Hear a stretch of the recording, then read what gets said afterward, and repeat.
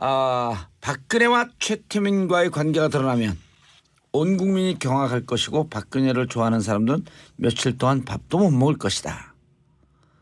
대통령이 세월호 7시간의 이유를 밝히지 못한 이유는 폭동이 일어날 것 같기 때문이다. 자, 매주 목요일이죠. 3부는 이런 돌직구, 핵직구를 날리는 분과 함께합니다. 말 돌려서 못하는 질병이 있으시다는 분. 정치계의 원조사이다. 정도원 의원님 모셨습니다. 네, 안녕하세요. 예. 이런 발언 진짜 하셨었어요? 네, 그랬었죠. 2007년에요. 어허, 예. 요 마이크 좀 앞으로. 네, 예, 보이는 라디오로 보고 계신 분들이 있으니까 손 한번 들어주시고요. 예. 네. 자, 백투더 정치. 말 그대로 이제 과거의 정치를 잠시 백해보는 시간입니다. 과거의 경험을 현 정치 걸음으로 삼기 위해서 모셨는데요. 우선 정치 1도 모르는 분들이 많이 듣는 우리 정봉주의 정치쇼이기 때문에 정도원 의원 이력을 잠시 소개해 드리겠습니다.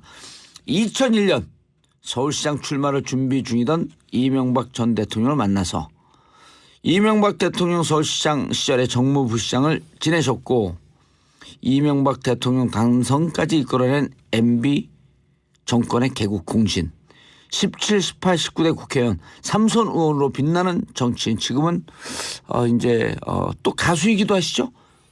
그냥 무명 중견 가수입니다. 무명의 중견 가수 몇 점 내셨어요? 히트곡이 하나도 없는 오집 가수입니다. 자, 그런데 지난 대선 때 2012년이죠. 박근혜 대통령 안 찍으셨다고요? 네, 그렇습니다. 그러니까 그 당시에 제가 그 이명박 박근혜 경선 당시에 검증 책임을 맡고 있었죠. 2007년도에? 예. 그때 제가 이제 파악을 쭉 해보니까 박근혜 그 당시 후보는 이미 오래전부터 최태민 일가에 포획돼 있더라고요. 그리고 또 이분이 사실은 죄송한 얘기지만 구멍가게도 운영할 수 없는 그런 세상 물정을 모르시는 분이에요. 그러니까 그때 정확하게 보셨네. 이분한테 나라를 맡기면 나라가 어떻게 되겠어요. 큰일 나겠다. 그리고 그 당시에도 이미 제가 얘기했습니다. 이분이 정권을 맡으면 끝까지 못 갈 것이다. 어허. 그런 얘기를 했었는데 그래서 그런 생각을 하고 있는 사람이 찍을 수는 없죠. 그래서 제가 국회의원이니까 투표장에 안 갈 수는 없고 가가지고 그냥 가운데다 찍어버렸습니다. 그냥. 무효표? 네. 근데 좀 뭐 이렇게 자랑스럽게 할 얘기는 아닌데 그때 심정이 그랬습니다. 그냥 자랑스럽게 하지 못할 얘기를 자랑스럽게 하시네요. 아니에요. 그냥 솔직하게 하는 거죠. 가운데다가? 네. 야, 아니 검증하면서 그럼 2007년도에 다 들여다보셨다는 거 아니에요? 그때 다 알았죠. 예. 그 최태민과의 관계뿐만 아니라 최순실과의 관계.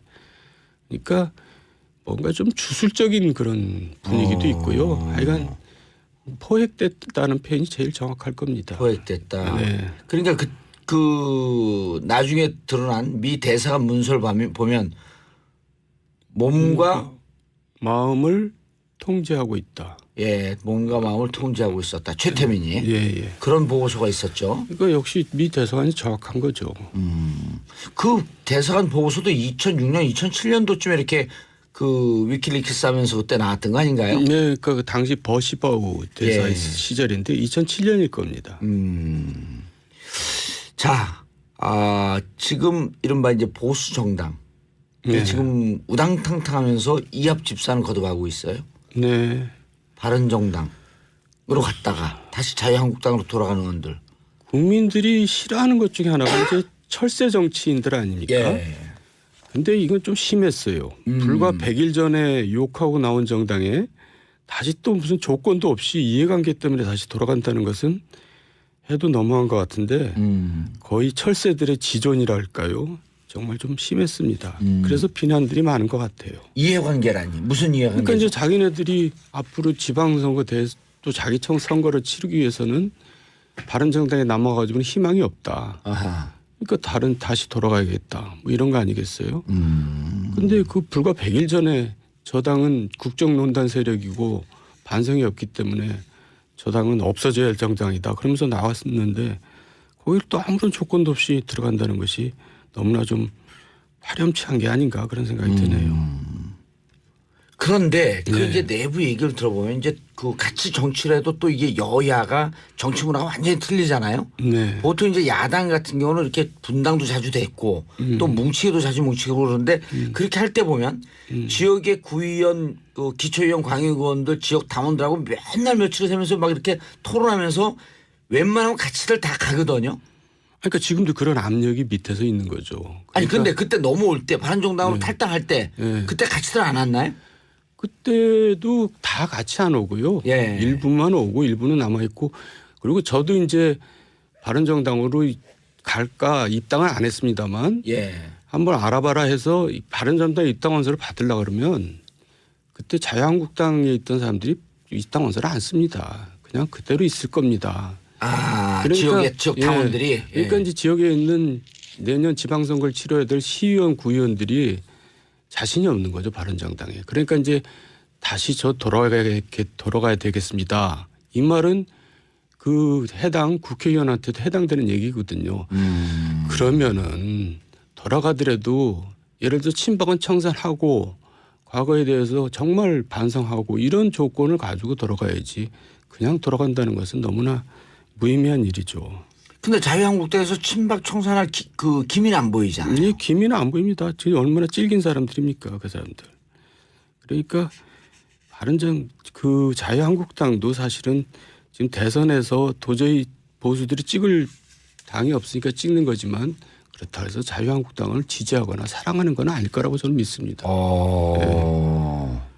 도저히 문재인을 찍을 수는 없고 아하. 문재인이 대통령 되면 안 되겠다는 그런 보수 세력의 표가 할 수 없이 가는 거지. 예. 무슨 홍준표 후보가 선전한다거나 자유한국당이 뭘 희망이 있거나 그런 건 절대 아니죠. 아주 그 독특하고 색다른 아니죠. 그건 분명합니다.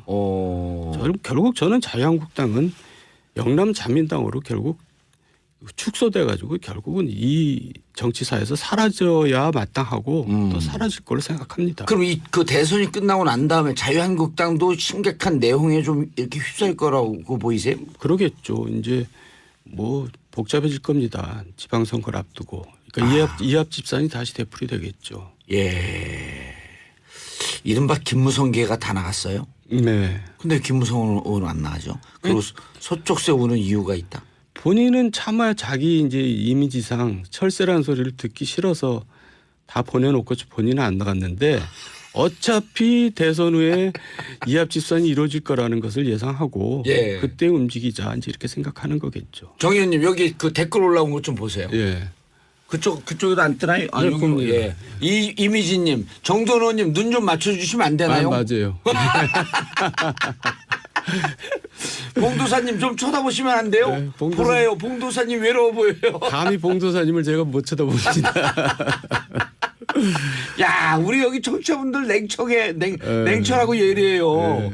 아, 지난번에도 이제 이런 댓글이 올라오고 우리 PD님들이 안 올렸거든. 왜 정도님은 눈도 안 쳐다보고 혼자 얘기하세요? 글쎄 제가 저 TV도 나가고 그러는데 예. 이상하게 봉도사님 옆에 오면 그냥 이렇게 위축되네요. 그래요? 네, 워낙 저부터 또 선배님이시고 기가 눌려가지고. 그런데 예. 대선 이후에도 바른정당과 자유한국당이 계속 싸울까요? 다 싸우죠. 또 남아있는 사람들이 있잖아요. 예. 그러니까 이제 하여간 그렇지만은 결국은 지방선거를 앞두고는 하나가 될 겁니다. 네. 그렇게 지금 간 사람들이 트로이의 목마가 되진 않을까요? 뭐 그렇게까지 복잡하게 생각한 적은 없는데요. 예. 하여간 이 상태로는 지방선거를 치르기가 힘들기 때문에 지방선거 전엔 또 하나가 된다. 네, 그렇게 될 겁니다. 참 이해할 수 없네요. 자, 일주일도 안 남았어요? 네. 오늘 투표하셨나요? 아니면 투표 언제 하세요? 저는 투표를 고민 끝에 안 하기로 했습니다. 오호. 그러니까 이제 찍을 사람이 없다는 거죠. 이야. 이런 얘기도 자랑스러운 얘기는 아닌데. 그래도 정치인이 지금 이제 은퇴 안 하셨잖아요. 뭐 정치인이잖아요. 지금. 은퇴한 거랑 마찬가지죠. 저를 누가 써먹겠어요. 근데 그렇다고 제가 뭐 물어보지도 않았는데 은퇴했다고 그럴 수도 없고. 근데 어쨌든 멋지세요. 그런 말씀하시는 거 보면. 네, 제 개인적으로는 뭐 찍을 사람이 없는 것 같아요. 죄송합니다. 이렇게 당당하게 얘기하시는 분들이 없는데 찍을 부분이 없어도 뭐그 5월 9일 꼭 투표해야죠 이렇게 조금 상투적으로 얘기할 텐데. 예, 죄송합니다. 고현경님, 우와 진짜 솔직해서 저도 깜놀했어요. 이미진님, 한번 보셨으면 시크해. 이미진님 완전 정도원님 팬 될 것 같아. 그때 2012년이죠. 박근혜 대통령 안 찍으셨다고요? 예, 그렇습니다. 그러니까 그 당시에 제가 그 이명박 박근혜 경선 당시에 예. 검증 책임을 맡고 있었죠. 2007년도에. 예. 그때 제가 이제 파악을 쭉 해보니까 예. 박근혜 그 당시 후보는 이미 오래전부터 최태민 일가의 포획 30백 해보는 시간입니다. 과거의 경험을 현 정치 걸음으로 삼기 위해서 모셨는데요. 우선 정치 1도 모르는 분들이 많이 듣는 우리 정봉주의 정치쇼이기 때문에 정도원 의원 이력을 잠시 소개해 드리겠습니다. 2001년 서울시장 출마를 준비 중이던 이명박 전 대통령을 만나서 이명박 대통령 서울시장 시절에 정무부시장을 지내셨고 이명박 대통령 당선까지 이끌어낸 MB 정권의 개국 공신 17, 18, 19대 국회의원 3선 의원으로 빛나는 정치인. 지금은 이제 또 가수이기도 하시죠? 그냥 무명 중견 가수입니다. 무명의 중견 가수 몇 집 내셨어요? 히트곡이 하나도 없는 오집 가수입니다. 자, 그런데 지난 대선 박근혜와 최태민과의 관계가 드러나면 온 국민이 경악할 것이고 박근혜를 좋아하는 사람들은 며칠 동안 밥도 못 먹을 것이다. 대통령이 세월호 7시간의 이유를 밝히지 못한 이유는 폭동이 일어날 것 같기 때문이다. 자, 매주 목요일이죠. 3부는 이런 돌직구, 핵직구를 날리는 분과 함께합니다. 말 돌려서 못하는 질병이 있으시다는 분. 정치계의 원조사이다. 정도원 의원님 모셨습니다. 네, 안녕하세요. 예. 이런 발언 진짜 하셨었어요? 네, 그랬었죠. 2007년에요. 어허, 예. 요 마이크 좀 앞으로. 네, 그러겠습니다. 보이는 라디오로 보고 계신 분들이 있으니까 손 한번 들어주시고요. 예. 네. 자, 백투더 정치 말 그대로 이제 과거의 정치를